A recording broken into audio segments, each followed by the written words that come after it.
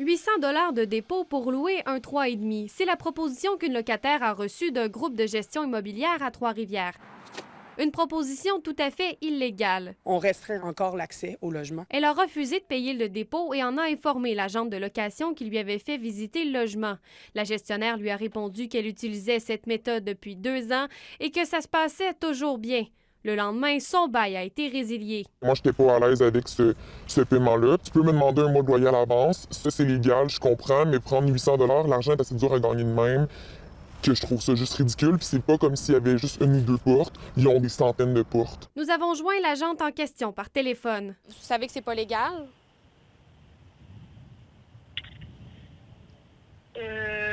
Oui, mais tu sais, c'est légal de le demander.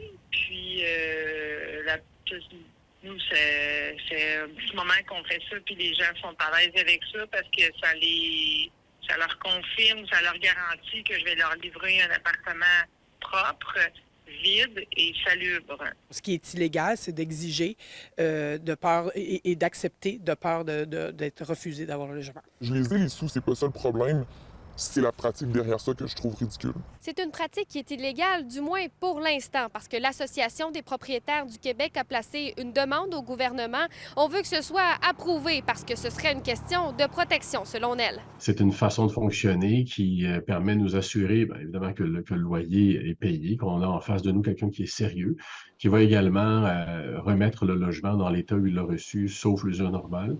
Et là, actuellement, on est les seuls, pratiquement en Amérique du Nord, à ne pas pouvoir demander de dépôt. Une règle qui serait bien sûr encadrée, mais pour le moment, les locataires sont dans leur droit de refuser de payer un dépôt de garantie et peuvent avoir recours au tribunal administratif du logement si on leur fait ce genre de proposition.